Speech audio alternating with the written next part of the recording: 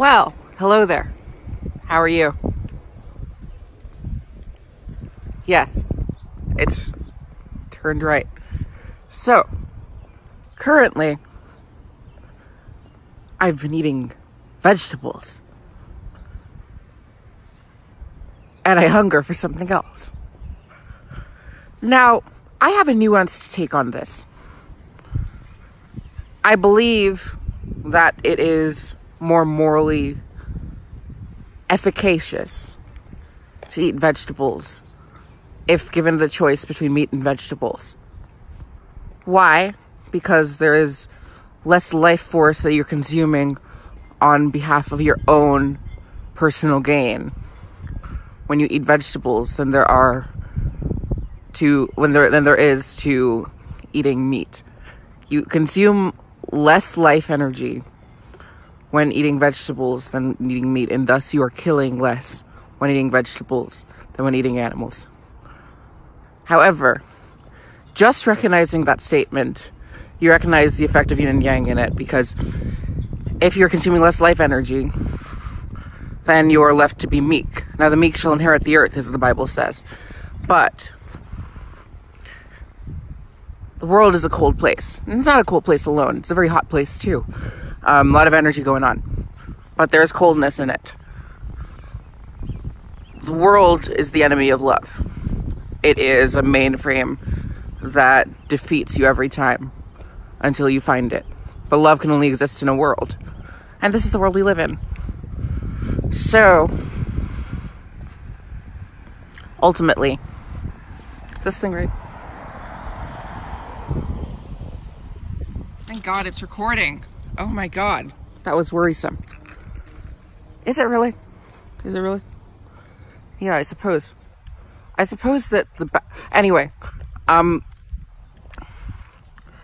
it's sort of a moral sacrifice to eat meat then. Because the world relies on something to die in the end. We just act in that case as nature, which we are a part of. Something has to kill us. Something has to kill it. Something has to kill anything. Something does. Otherwise, there is eternity, and eternity is not a function of this world. Can you tell I've been watching Teal Swan? I've been watching Teal Swan. Let me take my glasses off. Great. La-dee-da-dee-da. Okay. So, yeah. I think that we're actually coming to a crossroads in our society where a lot of this stuff, this metaphysical stuff, is sort of breaking apart and showing itself.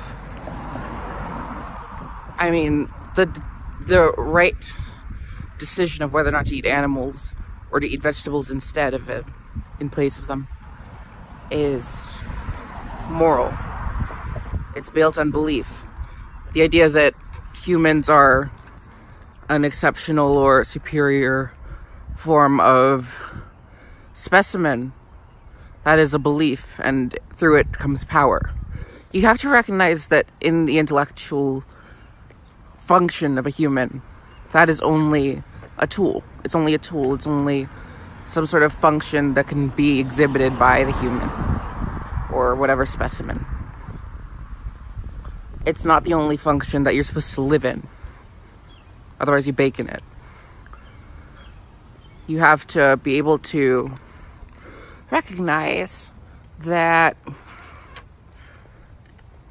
have to be able to recognize that, and recognize that there are other functions of soundness and satiation.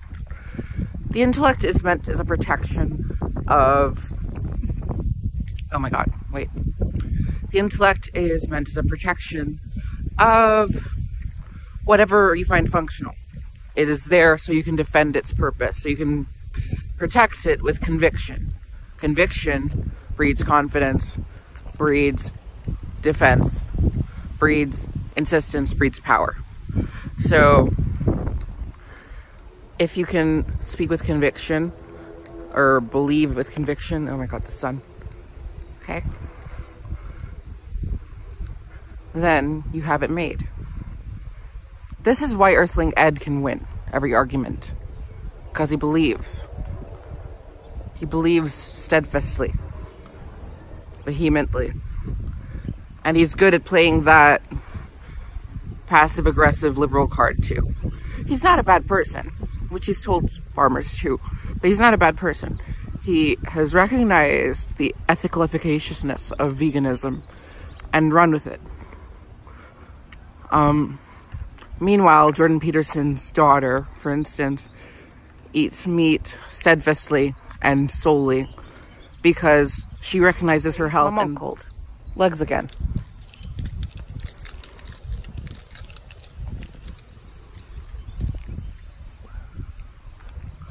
Alright, so, oh my god, yeah, she eats meat because she recognizes it. Anyway, so she's kind of like a witch because she uses the dark energy in order to retain her light. She uses the energy needed to kill animals, kill flesh that is living and breathing and, you know, expresses and exhibits consciousness in order to maintain her own well-being and capacity to exhibit strength and consciousness and sense just as much, if not more. And it's in this that she becomes sort of a witch figure to those who don't ascribe to that lifestyle, because, or even a vampiric figure, because she's taken the dark energy, the dark force or dark function, and run with it to create light. The light being that she can exist in this world and feed it with her own intellectual or spiritual or feminine, divine feminine energy. You know, make your dad happy, which I guess some liberals would be mad about. Ha ha ha. So anyway, the thing with veganism is that it's an ethical choice, and it is built solely around an ethical choice. It's solely built around the spiritual, or not even spiritual, but moral superiority or of the choice itself. And it's more morally efficacious to consume less life energy for your own sake. Karma is built on this. Karma is literally the retribution that occurs when you consume something that isn't yourself, as opposed to give something out of yourself.